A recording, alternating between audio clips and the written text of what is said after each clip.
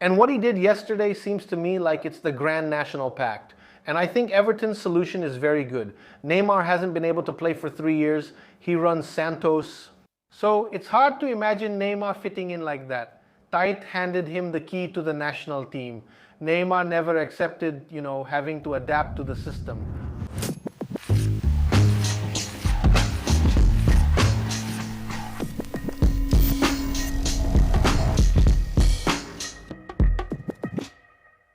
Come on, let's get to more Lúcio de Papo. Today the topic couldn't be anything else. The national team, Neymar, all this mess that's going on, my brother.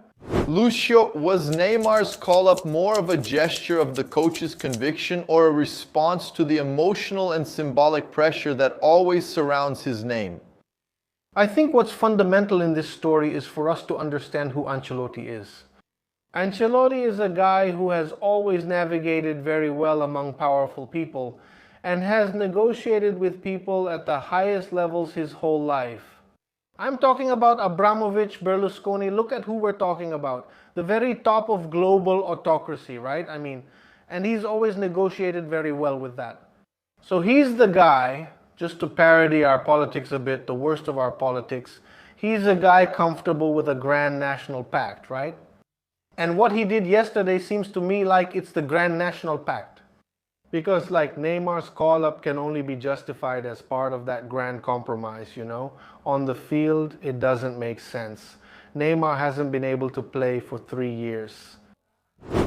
When Carlo Ancelotti talks about Neymar as a false nine, is he seeing a real technical reinvention or just trying to find a way to fit in an unavoidable figure? I think he's considering possibilities. You can't think of Neymar on the wings anymore, closing down his side, chasing after fullbacks. Physically, that's no longer possible. What's the possible position for Neymar today? False nine there, the false nine. And that's a position, and you could say it seems like the national team is lacking there, that maybe he's thinking about Neymar for the final 30 meters. And Neymar obviously has talent. He's a guy who can push the ball into the net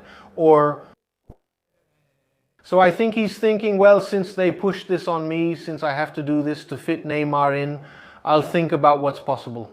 There's no other option for Neymar today, for Neymar to play. And if you think about Santos, Santos is a desert, right? A desert of creativity, a desert of everything. So he has to take on a much bigger role, take charge as the team's main player, create, get forward, and score goals. And he just can't do that anymore. The games show that he's not able to do that. But on the national team, there will be people to do that. So the viable solution is to try Neymar there in the final 30 meters where he can be decisive. Does today's Neymar still accept being adapted to the system, or does any system inevitably end up being adapted to him? Neymar never accepted, being adapted to the system. So much so that I think the big decisive moment in Neymar's life is when he left Barcelona, which is the biggest mistake of his career.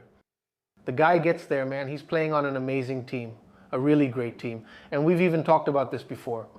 The big moment that defines Neymar's departure and shows so much about his and his father's personality is when they make that historic comeback, right? With Barcelona. They turned the game around to 6, etc. And then Neymar, the next day, the newspaper cover was Messi. Everyone who was close to him says that really hurt him. And Neymar had really taken over the game. He had just finished the game there and the cover was Messi. That really hurt him. He decided to be the main star somewhere else. And that's because Barcelona is a very strong institution, right? No one is bigger than the institution. Not even Messi was bigger. So he couldn't do it there. He arrives at Paris Saint-Germain where he is bigger than the institution. At Santos, obviously he's not bigger than the institution, but he still made it work. We're talking about a guy that Santos owes 90 million to. So he calls the shots at Santos. Even though Santos is huge and has a monstrous history, he calls the shots at Santos. At Paris Saint-Germain, he used to call the shots.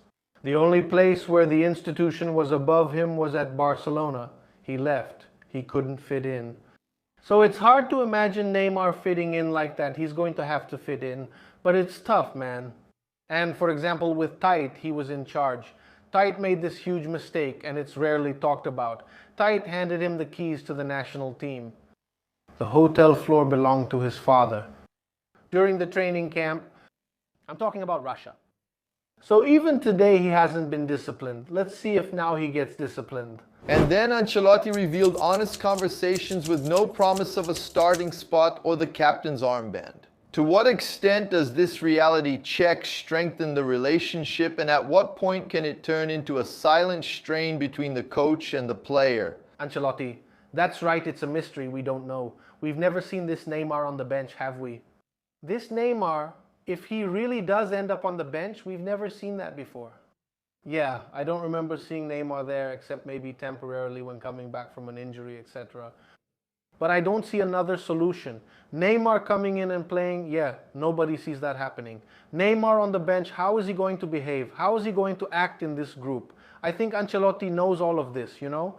He really had to swallow it considering everything. Anyway, but yeah, it's all a mystery. We don't know how this Neymar is going to be, how he's going to behave in terms of the group. Neymar possibly on the bench like that. Is the attempt at digital shielding and staying away from social media a concrete solution, or just a nostalgic illusion of control in a soccer world that now lives on constant exposure? Man, I think it's impossible, right? Can you imagine for us, right, man? For us, this here is like the devil, right, man? We can't stay away from this, right, man? Yeah, the players say that when they're in training camp, they try to stay away, try to shield themselves, not read things and so on. But nowadays, that's more and more impossible, right, man? Like people, we're really addicted to this, right, man? It's really become a dopamine thing. We're constantly looking at it. It's hard to imagine that the guy doesn't keep checking it. And then there's the buddy who comes over, the family tells what's going on outside. But like, there's a lot of time in camp. It's a lot of time. It's impossible. I don't believe in digital shielding. No one can do it anymore. Unless like it's really heavy and then the guy really says, well, I'm going to stop looking at that and shield myself. But it's hard to imagine that. Did Weverton's call-up seem like a reward for reliability to you, or a sign of a lack of deeper renewal in the goalkeeper position? Both things. Yeah, I think that's a great decision by Ancelotti. It's a thin position, exactly, like you said. It's funny, right? Because Brazil had a really bad history with goalkeepers up until the 70s or so. Brazil really reinvented itself in that position in the 80s, started to create a tradition, had great goalkeepers, and from there came Taffarel's peak in World Cups and so on. And then there were good competition for the goalkeeper spot, but today there's a shortage. You have Alisson coming in pretty tired, right, man? The guys coming off injuries, you have Ederson also coming off some injuries, and the third goalkeeper spot was really up in the air, right, man? I think Bento dropped out last week. He let in a soft goal, and I think he probably fell off the list last week. And I think Ederson is a really good solution. I like him. I think he's a safe, experienced guy. He's already been on the bench for a World Cup and all that, so he has that experience. Yeah, I like the solution. Why is it that Fábio can never break through that symbolic barrier to the Brazilian national team, Lúcio? Yeah, man. Personally, it's funny, right? Because Fábio really never went. At some point, he was even praised at Cruzeiro, and people said he had to go, but I didn't think so at that time. Fábio from Fluminense is always reinventing himself, man. He's really impressive. I think it wouldn't be anything shocking or bad for Fábio to go for that third spot. And Fábio is so impressive that he managed to reinvent himself in what used to be his weakest point, right? Which is playing with his feet. He understood that this was necessary in football and adapted, so he deserved it. But, you know, there's no injustice either. I think Everton is still a good choice. I don't think it's totally unfair for him not to go. But if he did, it would be fine too. Before we wrap up, remind everyone at home to subscribe to the Lance channel. Come on, Lúcio. Is it a standard message? I'm bad at this. Hey, subscribe to Lance. Does this team today intimidate more because of the soccer they play, or does the greater aura of respect come from having Ancelotti on the bench? I believe the jersey carries the most respect. Whether things go well or not, whatever happens, we still have that thing about Brazil, like we're going to play against Brazil. But that also has its limits, right, man? No one is going to show up there. Man, you have France, which is an amazing team. It's monstrous, right? So it's not like, oh, it's Brazil on the other side. They're going to show up and play, man. Germany, right here at home, showed that there comes a time, okay, respect and all that, but there comes a moment in those 90 minutes, man, if you're not doing well, they'll run you over.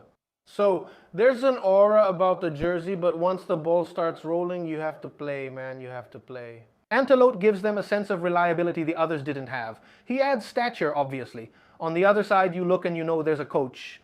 But the aura that exists comes from the jersey. But buddy, if you can't hold up, if you're not prepared on the field at the level of intensity that football is today, it doesn't matter. Just the aura alone isn't worth a damn thing. That's it, let's go. Thanks, Johnny. We're always in this together.